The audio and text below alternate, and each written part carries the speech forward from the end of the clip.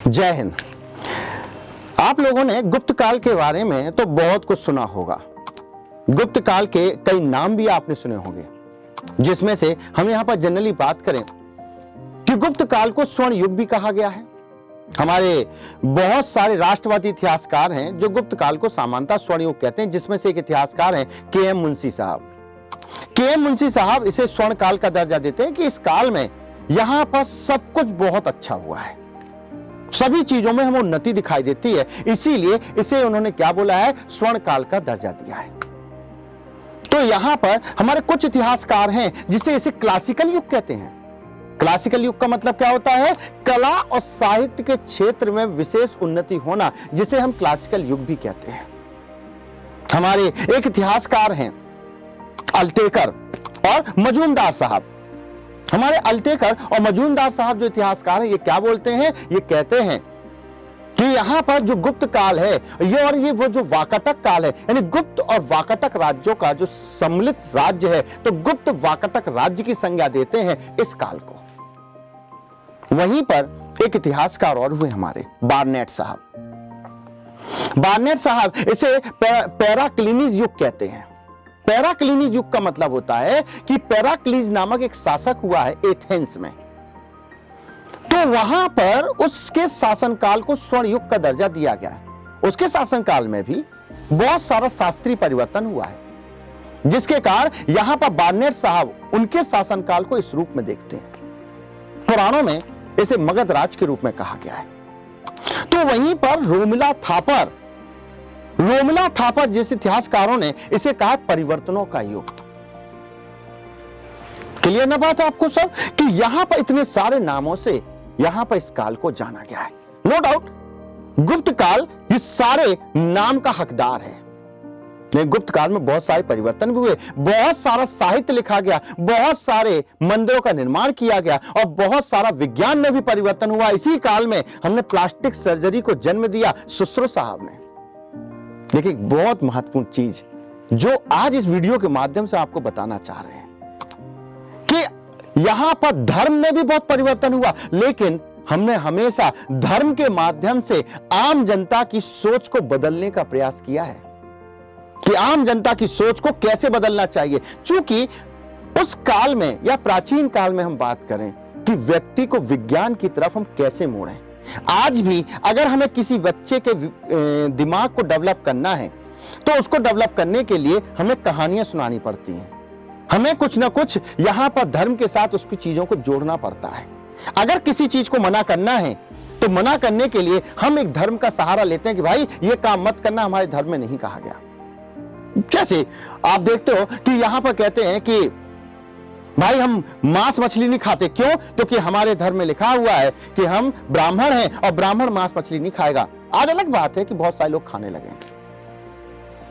बहुत सारी चीजें हैं जो हमारे धर्म के आधार पर हम मना करने का काम करते हैं। उसी समय पर गुप्त काल में बात करें, आपने एक चीज देखी होगी कि गुप्त काल में धीमे धीमे हूणों के आक्रमण के साथ में महिलाओं की स्थिति में भी गिरावट आने लगी थी। गुप्त काल में ही पहली बार 510 ईस्वी के ईरान अभिलेख से हमें सती प्रथा के बारे में जानकारी भी मिलती है।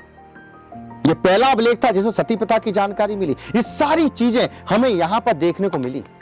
इसी समय पर हमें एक भगवान शिव की अर्धनारेश्वर की मूर्ति भी देखने को मिली।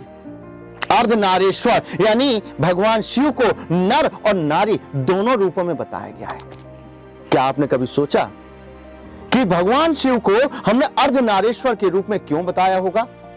वैसे कहने को तो है कि बहुत सारी कपोल कल्पित कथाएं हमारे सामने आ जाती हैं, बहुत सारी बातें की जाती हैं, लेकिन आप इसको विज्ञान से जोड़िए, क्योंकि गुप्त काल अगर परिवर्तनों का युग है तो गुप्त काल में परिवर्तनों के युग के साथ साथ हमारे विज्ञान में भी यहां पर हमने चरम को छुआ है।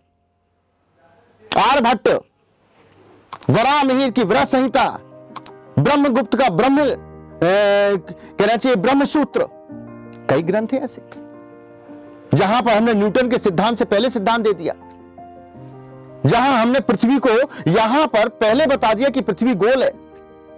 हमारे तो आप उठा के देखिए कि हमारा जो वराह अवतार है, आप सोचिए वराह अवतार में हमने पृथ्वी को उसके मुंह पर गोल बताया है, जबकि कितने सालों बाद यहां पर विदेशियों ने यह माना है कि पृथ्वी गोल है। आप सोचिए कि यह काल यानी गुप्त काल विज्ञान का भी एक चरम काल था, और उसी चरम काल में अर्धनारीश्वर की मूर्ति भी थी। चूंकि उस काल में महिलाओं को यहां पर पुत्र प्राप्ति का पूर्ण रूप से जिम्मेदार माना जाता था कि पुत्र उत्पन्न करने के लिए पूर्ण रूप से जिम्मेदार महिला है। लेकिन इस सोच को कैसे बदला जाए, लोगों की सोच में परिवर्तन कैसे लाया जाए, इस परिवर्तन लाने के लिए उस काल के लोगों ने फिर धर्म का सहारा लिया, और इस धर्म के सहारे के माध्यम से उन्होंने बताने का प्रयास किया कि भाई महिला ही पुत्र की प्राप्ति के लिए उत्तरदायी नहीं होती है। यहां पर पुत्र प्राप्ति के लिए अगर कोई उत्तरदायी है तो पुरुष है। कैसे? तो आज के विज्ञान के आधार पर यदि हम बात कर लेते हैं थोड़ा सा, तो आप जानते हैं कि यहां पर पुरुष में ही एक्स और वाई गुणसूत्र होते हैं, और जब पुरुष में ही एक्स और वाई गुणसूत्र होते हैं और महिला में तो एक्स एक्स गुणसूत्र होते हैं, तो ऐसी स्थिति में आपको यह भी पता है कि जब एक्स एक्स गुणसूत्र मिलते हैं तो लड़की का जन्म होता है, और जब एक्स और वाई गुणसूत्र मिलते हैं तो पुत्र का जन्म होता है। तो फिर ऐसी स्थिति में हमने यहां पर मूर्ति के माध्यम से क्या बताया कि पुरुष में ही नर है और पुरुष में ही नारी है, और इसके माध्यम से हमने आज के विज्ञान को यहां पर उस काल में प्रूफ करने का प्रयास किया, और इस जिम्मेदारी से इस महिलाओं की प्रताड़ना को हमने विज्ञान के आधार पर दूर करने का प्रयास किया है। तो आप सोच सकते हैं कि हमारा विज्ञान, हमारा धर्म कैसे एक दूसरे के साथ में लगे हुए हैं। हमारा धर्म विज्ञान से कभी अलग नहीं हुआ है।